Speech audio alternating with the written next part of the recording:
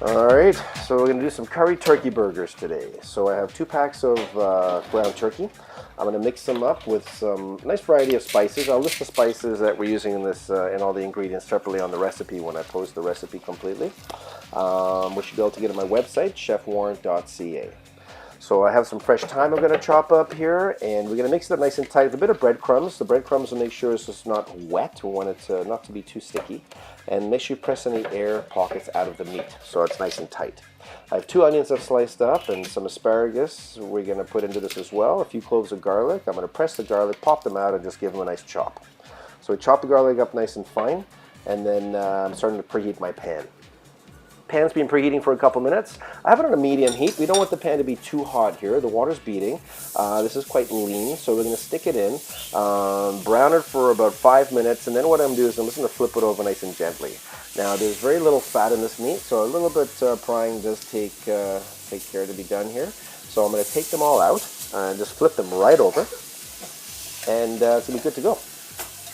So what I'm going to do is I'm actually going to move one of them, just put it on the side here, and this is going to give me a little space just to get underneath these burgers. I don't want them to break apart. So it's also kind of important that when you're making this dish, to brown the outsides a little bit of each side. Otherwise, when you add the liquids, it might fall apart and just become like a turkey gravy. So the turkey burgers I've taken out, they're still raw. I'm going to add in the onions and the garlic and put the lid on. When I add the lid, I'm turning the heat down a little bit to help the moisture from the onions sweat out. I let that sweat for about 2 to 3 minutes, add in the 2 tablespoons of flour and mix it up so it becomes nice and pasty from the liquid that's being sweated out of the onions. This is going to make a bit of a roux. I'm going to add a little bit more curry powder into this mixture here to give it a bit of a color and more curry aroma into the sauce. And we're going to top it with chicken broth. Now when you add the chicken broth, make sure you add it slowly, bit by bit, so it doesn't split. I'm putting the heat on now a medium-high heat to bring the temperature right up.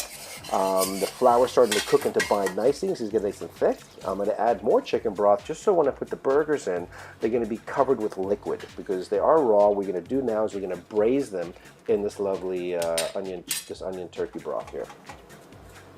Medium-high heat, the steam starts coming out of here. That's when the steam comes out. Have a quick peek, it's bubbling away nicely. Let's give it a shake so nothing sticks. I'm going to put the lid on, shut the vent, and cook it for about 5 more minutes. Now I'm going to add the asparagus, put the lid back on. It's still on that heat bubbling away. Cook 5 more minutes, and it's good to go. And that's a lovely curry turkey burger with Chef Warren.